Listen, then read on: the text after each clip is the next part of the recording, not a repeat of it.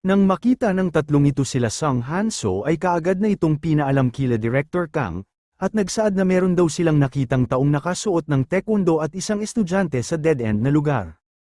Ang lokasyon daw nila ay sa susunod na parking lot sa ikatlong palapag ng kanilang basement. Nang marinig ito nila Director Kang at ng kanilang Vice Minister, ay tinawag ni Director Kang ang kanilang Vice Minister habang pinagpawisan na kung narinig ba daw nito ang ulat na natanggap nila sa ngayon. Dahil kahit nasa loob na daw sila ng kanilang headquarters ay hindi pera natakot ang mga ito, kahit galing pa sila sa Special Mission of Bureau. Kaya ngayon daw ay pupuntahan nila ito para malaman kung sino ang pumasok at para mahuli na nila ang mga ito. Habang mainam na binabantayan pa rin sila Sung Hanso ng mga tauhan ni Director Kang at Vice Minister, ay may napansin si Sung Hanso na paparating sa kanilang kinaruruunan. Ito ay walang iba kung hindi si Director Kang, saad rin ito kay Sung Hanso na kung ano daw ang ginagawa niya dito. At kung paano rin daw ito nakapasok nang hindi nila napapansin. Dahil ang may code daw na 66 na ay magpapadala ng regalo sa kanya kaya ginawa niya daw ang lahat ng paghahanda para dito, pero ano daw ang gagawin niya ngayon dahil bigla daw siyang nahuli. Akala rin ba daw ni Sung Hanso na isa siyang main character sa isang palabas? Ngunit napakalayo daw ng agwat sa realidad at palabas. Kaya nagsaad ito na hindi niya daw ito matutulungan, habang sinasabihan ng kanyang mga tauhan na nakamasid lang sa itaas na hulihin daw ng mga ito si Sung Hanso. Sa utos ni Director Kang ay kaagad na kumilos ang isa sa miyembro ng Baekdusan. Ngunit bago pa man ito mahawakan si Sung Hanso ay kaagad na niya itong inunahan ng malakas ng sipa. Sa ginawang atake ni Sung Hanso sa kanya ay matagumpay niya naman itong naharangan gamit ang kanyang kamay. Habang naglalaban ang mga ito, si Director Kang naman ay nanunood lang sa kanila. Nagsaad rin ng isang sundalo sa kanyang likuran na sa palagay niya daw ay sinusubukan ni Sung Hanso na lumaban habang prinotektahan nito si Minji. Nagsalita rin ng isang sundalo sa kanyang gilid na sa palagay niya rin daw ay kailangan daw nilang isaalang-alang ang account daw ni Minji dahil maaari daw itong masaktan. Ngunit sa sinabi nito sinabihan lang siya ni Director Kang na gawin daw nito ang gusto nitong gawin. Dahil kahit mawalan pa daw ng daliri si Minji ay wala daw siyang pakialam dito. Habang patuloy pa rin na prinotektahan ni Sung Hanso si Minji laban sa mga sundalo, ay matagumpay ng mga ito na napalibutan ng kanilang sandata si Sung Hanso. Habang ganoon rin ang nangyari kay Minji. Ngunit ang hindi lang alam ng mga ito ay nakahanda na ang lubid ng ating bida sa paligid. Bago pa man matusok ng mga ito ang mata ni Minji, ay kaagad nang naunang kumilos ang ating bida, dahil inuna nito ang Vice Minister ng mga ito. Habang patuloy pa rin ang tauhan ni Director Kang sa pag-atake kay Sung Hanso, ay hindi ng mga ito napansin ang nangyari sa kanilang Vice Minister, kahit ganito na ang nangyari sa kanilang Vice Minister ay pinilit pa rin itong magsalita. Saad nito na kung sino daw ang gumawa sa kanya ng ganito at mariin itong sabi na huminto na daw ito. Nang marinig ito ni Director Kang ay kaagad itong napatingin sa kanyang likuran. Seryoso namang sabi ng ating bida na huminto daw ang mga ito sa kanilang ginagawa. Huwag rin daw ang mga ito na gumalaw kung ayaw daw ng mga ito na lumipad ang ulo ng kanilang Vice Minister. Nang marinig naman ni Minji ang boses ng ating bida ay bigla itong napaiyak. Habang nasa taas ang ating bida na nakapwesto, ay tinawag niya si Minji, at sinabihan na ligtas na daw ito ngayon. Dahil nandito na daw siya, pahabol rin ng ating bida na sabi na umuwi na daw sila, habang pinipilit nitong tumawa sa harapan ni Minji. Dahil galit na galit ito sa nangyari sa kanyang anak. Habang bumababa ang ating bida gamit ang kanyang mga lubid ay inulit niya ang kanyang sinabi na huwag daw ang mga ito na gumalaw kung ayaw daw ng mga ito na makita ang ulo ng kanilang Vice Minister. Ngunit hindi naman nagpaawat si Director Kang, at kaagad na inihanda ang kanyang baril. Ngunit bago pa man niya magawa ang kanyang pinaplano, ay kaagad na sumigaw ang kanilang Vice Minister ng kung ano daw ang ginagawa ni Director Kang, habang pinapatigil niya ito sa kanyang pinaplano sa ating bida, kahit nahihirapan ito. Naiiyak rin itong inulit ang kanyang sinabi sa kanyang mga tauhan kabilang si Director Kang na huminto daw ang mga ito sa kanilang ginagawa. Kung gagawa rin daw ang mga ito ng kilos laban sa ating bida, ay sinuway daw ng mga ito ang kanyang utos. Nang marinig ni Director Kang ang pinagsasabi nito ay sobra itong nagalit dahil pinigilan na naman siya nito sa kanyang gustong gawin. Habang nahihirapan ang kanilang Vice Minister dahil sa sikip ng lubid sa kanyang leeg ay nagsaad pa rin ito na huwag daw ang kanyang mga tauhan na gumalaw. At makinig daw ang mga ito sa lahat ng sasabihin ng ating bida. Sa sinabi naman nito ay kaagad na ng ating bida na inutusan ng Vice Minister na sabihan daw nito ang kanyang mga tauhan na ibaba daw ng mga ito ang kanilang armas. Bibilang rin daw siya ng 3 at pag natapos daw siyang magbilang ay dapat nasa sahig na daw ang lahat ng mga armas ng mga ito. Nang marinig naman ng Vice Minister ang sinabi ng ating bida ay kaagad nitong sinabihan ang kanyang mga tauhan ng malakas na ibaba daw ng mga ito ang lahat ng kanilang armas. Habang naiiyak nitong sabi na siya na rin daw ang kukuha sa responsibilidad sa lahat, kaya ibaba na daw ng mga ito ang kanilang armas. Nang marinig naman ito ng 2 sundalo ay nag-aalangan ang mga ito, at nagtinginan lang kung ano ang gagawin nila. Ngunit napag-isipan naman nilang sundin ang utos ng kanilang Vice Minister kaya agad na ng mga ito ibinaba ang kanilang armas. Ngunit sa ginawa naman nito ay minura siya ni Director Kang at sinabihan na kung ibaba daw ng mga ito ang kanilang sandata ay magagamit ba daw ng mga ito ang kanilang kamay bilang sandata. Nagagalit namang sinabihan si Director Kang ng kanilang Vice Minister na kung ano daw ang ginagawa nito, dahil ibaba rin daw nito ang kanyang armas. Sa sinabi ng Vice Minister kay Director Kang ay nagagalit lang nitong sabi na ano daw ang pinagsasabi ng tanga nilang Vice Minister. Habang nanginginig sa galit si Director Kang, ay sinigawan siya ulit ng kanilang Vice Minister na kung ano pa daw ang ginagawa ni Director Kang at sundin na daw nito ang kanyang utos. Sa pinagsasabi naman nito kay Director Kang ay napakagat na lang ito ng ngipin.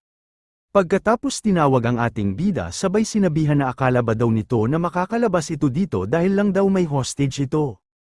Mayabang rin itong sabi na paano daw kung mapuputulan nito ang Vice Minister ng leeg. Akala ba daw niya na makakalabas siya sa Special Mission of Bureau sa harapan ng kanilang gate?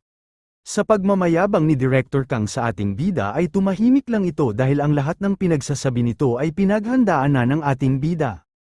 Dahil bago pa man pumasok sila Song Hanso at ang ating bida ay nagplano muna sila na kung makapasok sila sa loob, ay ang kanilang magiging problema lang daw ay ang kanilang paglabas.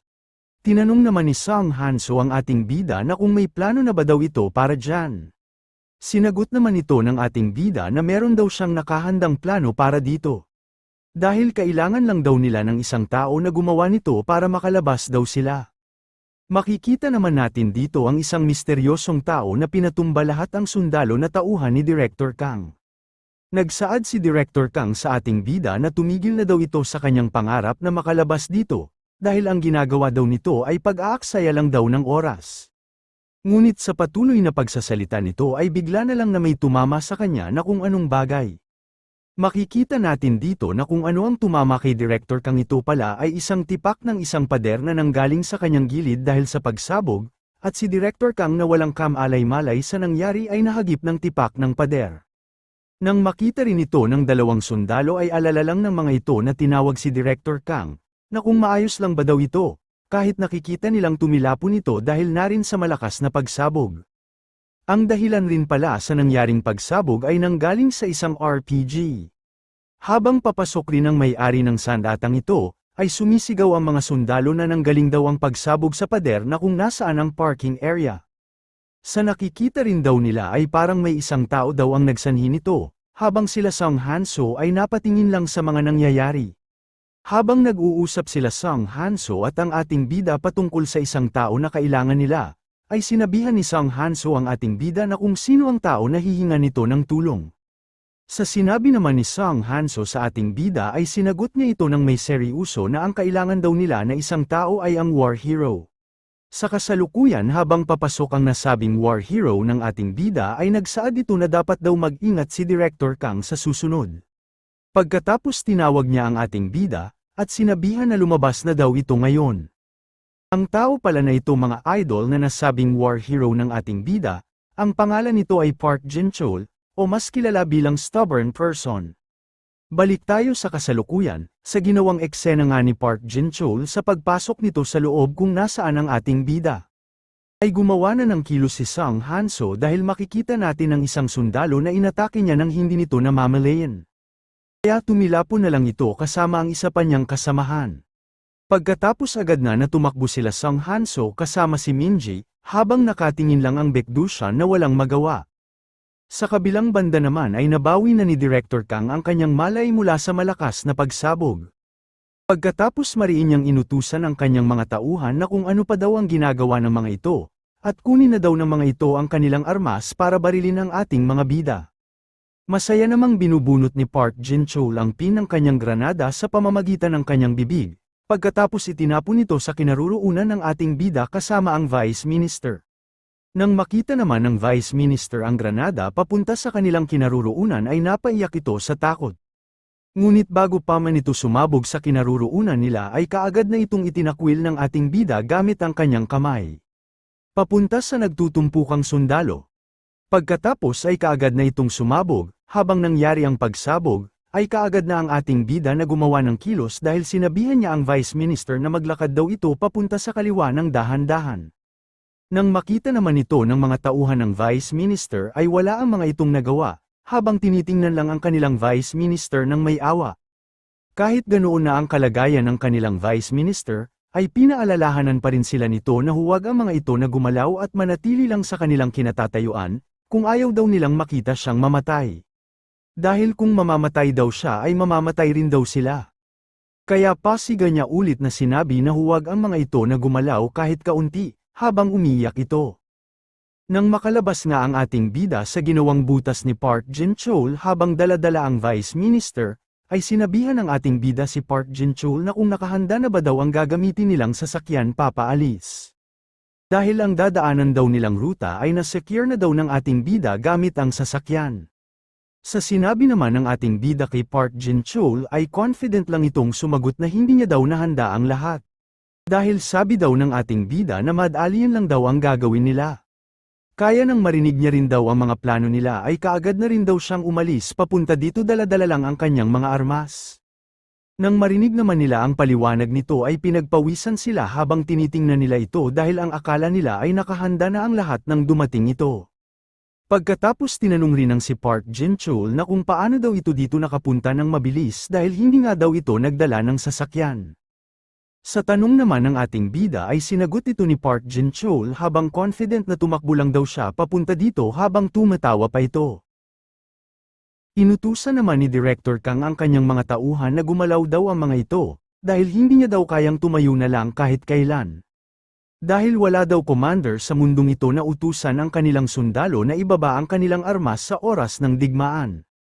Nang marinig ito ng kanilang Vice Minister ay nakiusap ito kay Director Kang na ibaba daw nito ang kanyang baril habang nahihirapan na ito dahil mas hinigpitan pa ng ating bida ang leg nito. Ngunit tinapos naman ni Director Kang ang paghihirap ng kanilang Vice Minister dahil binaril niya na ito sa noo. Nang makita rin ito ng ating bida ay nagulat siya dito, dahil di siya makapaniwala na nagawang patayin ni Director Kang ang kanilang Vice Minister. Agad rin na tinakpan ni Sung Han-soo ang mata ni Minji dahil ayaw niyang makita nito ang nangyari, ngunit huli na ito dahil nakita na ito ni Minji. Nagsaad rin si Director Kang na wala daw talaga silbi ang kanilang Vice Minister kahit sa huli nitong buhay, at nagsaad na isa na lang daw ang natitira niyang bala. Pero ang huling bala daw na ito ay sa ating bida, dahil gigil na itong patayin ang ating bida. Hindi naman ito narinig ng ating bida, dahil tiningnan niya pa rin ang bangkay ng Vice Minister nila Director Kang na nasa lapag na nakahandusay. Pagkatapos tinignan lang ng malalim ng ating bida si Director Kang. Nagsaad rin si Director Kang sa kanyang mga tauhan lalong-lalo na ang Baekdusha na ano pa daw ang ginagawa ng mga ito. Pagkatapos ininsulto niya ang mga ito na hindi ba daw nila kayang hulihin ang ating mga bida. Sa pag-insulto mga ni Director Kang sa kanila ay sinunod kaagad nila ang utos nito at mabilis na sumugod sa ating mga bida, habang nag-aantay lang ang mga ito sa kanila. Ngunit bago pa man ito makarating sa ating mga bida ay inunahan na nila ito kaya hindi na namalayan ng Baekdusha ang ginawang atake ng ating mga bida sa kanila. At nang makalapit na ang mga katawan nito sa kanila ay nagsitilapo na ang mga ito. Nang makita naman ito ni Director Kang kasama ang kanyang tauhan sa likod ay napanganga na lang ang mga ito sa gulat. Pagkatapos makatikim ng mga ito ng tag-iisang suntok ay nawalan ng mga ito ng malay. Habang si Minji naman na nakakita ay nagulat dahil hindi ito makapaniwala sa nangyari. Pagkatapos naghanda na rin ang ating mga bida sa paparating na labanan laban sa grupo ni Director Kang. Sinabihan rin ng ating bida sila Sung Han-soo at Park Jin-chol na tapusin na daw nila kaagad ito para makaalis na daw sila dito. Pagkatapos tinawag ng ating bida si Minji, at sinabihan na manatili lang daw ito sa kanyang likuran.